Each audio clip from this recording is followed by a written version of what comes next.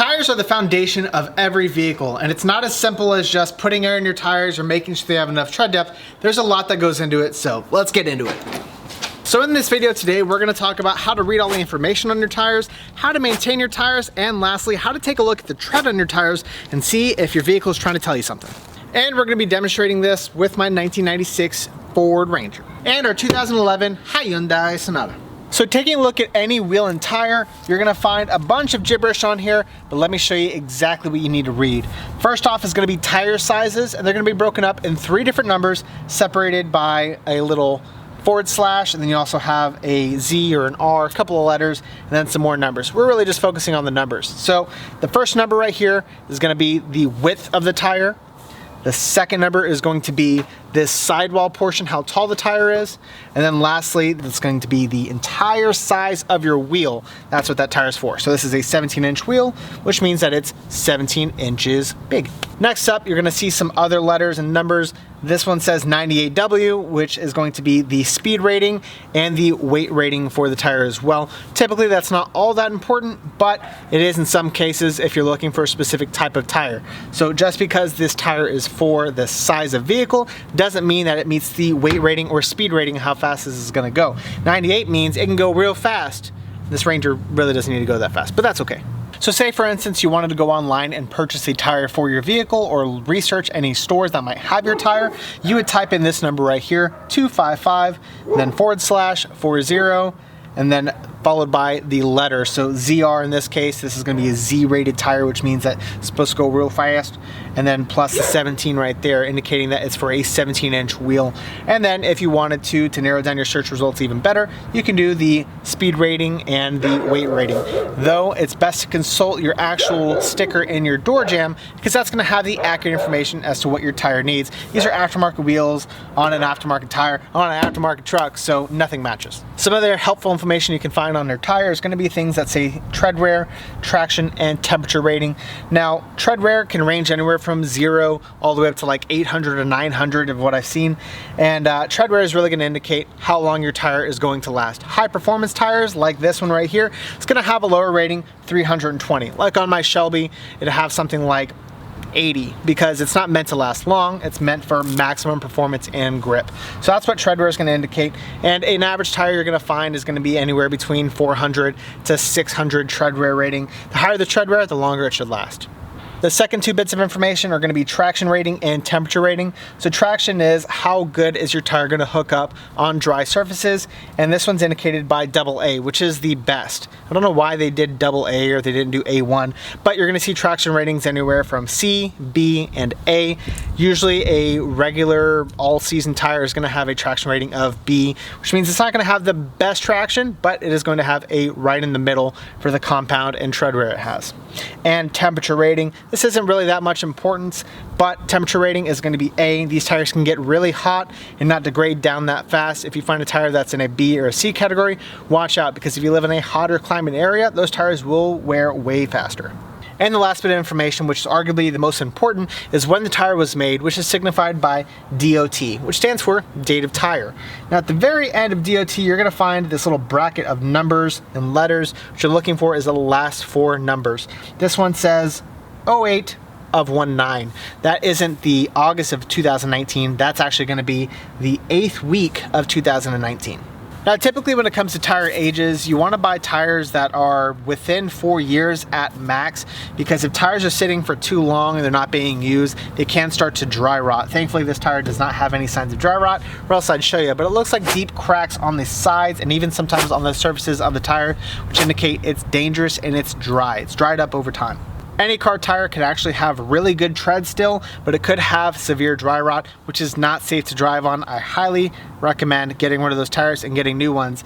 Don't chimp out on something that's very important to the drivability and your life. The tire DOT can be a great indicator whenever you're looking at new tires to buy, or even purchasing used tires. And additionally, if you're looking at a car to buy, how old are the tires on here, and are you going to be looking to replace them? Again, a lot of times you're going to find used vehicles out in the wild, and they have really good tread still on them, but the tires are 8 to 9 years old, which is a no-go. You can use that information to help negotiate the price down of a vehicle, or even negotiate the price down on a used tire if you're purchasing one. Now, tires have two sides of them, so all this information is actually printed on the inside of the tire as well. If they're mounted correctly, the DOT will be shown, but if it's not shown on that side of the tire, that means they're mounted incorrectly and it's on the inside of the tire. So check the inside and then you'll find the date. Now, information about your tire isn't only just found on the tire itself, it's actually found in the door jamb of the car.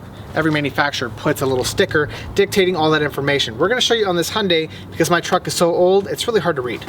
Tire information can be found on this little sticker on every door jamb or on the door of every vehicle ever manufactured, and it indicates things like tire size and tire pressures. This is the best place to get information about sizes and speed ratings for your tires, because if you rely on the tires that are on your vehicle, that could be the wrong information. So this is what manufacturer says needs to be on your vehicle. That way you can verify the information that's on your tire matches what it says on your car. Now that we talked about how to decipher the information on your tire and what to look for, let's talk about maintaining your tires and how to inspect for wear. In my hand are two tire tools. The first one only costs a penny, because it is a penny, and probably one of the most useful ones if you don't have something like this. These are just generic tire tools and they cost maybe $2 to $3. And this is really a pass or fail type of test when you're measuring tread depths with tires. You're gonna stick the top of the penny in any one of these major grooves right here that go with the tire. What you're looking for when you stick a penny in one of those grooves is if you can see the top of Lincoln's head. If you can, it's time to change the tires because your tread is too low. If you can't see the top of Lincoln's head, then your tires are still good. That's not the most accurate way, but that is a good reference point when you're looking if your tires are good or bad. What you want is one of these right here, an actual tread depth tool. Kind of works the same way. You stick it down in the groove, you make sure it's flush, and then you check and see what measurement it is in 30 seconds of an inch. Normal street tires will have a tread depth rating of anywhere between 12-30 seconds up to 14-30 seconds of an inch. Different tires will have different tread depths, just so long as your tires don't measure in the red, which is anywhere between 0 to 230 seconds of tread depth. When you measure tires, it's always important to check every single line in the center of the tire. This is going to indicate your lowest point on the tire. Sometimes you could have tires that wear out on the outsides or on the insides or even on the center more, and you want to take the lowest number value. My lowest point on this tire is 8:30 seconds, which means I still have at least 3/4 of life of this tire. It is very possible to have one side of the tire be extremely low and one side of the tire be extremely high, giving you that false sense of security that your tires are still good if you have one in the green. No, if it's in the red, time to go. Tire wear is typically indicative of the age and life of the tire. However, it could also be a very good pointer of if your tire is having some other malfunctions, whether it be from worn suspension components or improper maintenance. Like for instance, Aubrey's very bald tires on her 4Runner. This actually shows a lot of signs of some serious suspension components being worn, and that's mainly due to the fact that she had some very bad suspension issues on her truck for a very long time, which is why these tires have all types of wear. They have inner wear, they have scalloping, they have a bit of feathering on the inside and outside. This tire actually measures right about 5:30 seconds of tread depth on the inside, but then in the center you're gonna have right about 4:30 seconds, and on the outside of the tire we're looking right about 2:30 seconds. This shows that this tire had a lot of issues during the duration of its life. And it's very obvious that she is well overdue for a replacement, but I wanted to make sure I got the suspension dialed in before replacing them, so stay tuned, it's gonna get some new meats. This is the Hyundai Sonata we're also going to take a look at. This car is actually being driven by Aubrey in the meantime while her car is getting worked on, and this car is actually out for a recall, so we can't even list it on Turo at the moment, so it makes for a good spare car, but this one's actually having some tire issues of its own. Looking at the first tread depth, we're looking right about 6:30 seconds of tread, which is actually really good, about the half-life of the tire. But if we go to the inside, we're actually looking closer to 3:30 seconds of tread depth, which is indicating we have an alignment issue. Now, even though we don't measure past this line, we can actually see some significant wear pattern and grooving. This is actually the construction of the tire, meaning that this tire is having some serious issues and needs to be replaced immediately. This is mainly due to the fact that this car probably has an inner tire wear caused by poor alignment. Now looking at the DOT of this tire, this is actually the 8th week of 2022, meaning this tire is actually only 2 years old, and this alignment wear has caused it really significant damage to this tire. So we probably could have gotten a lot more life considering the outside is at 6:30 seconds of life, but that's what happens when you're not constantly checking the alignments of your vehicle or maintaining the tires properly.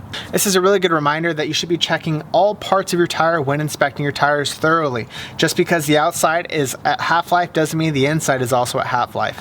Check every bit of it. Now we're going to talk about tire maintenance issues a little more in depth in a second, but let's first talk about tire pressures.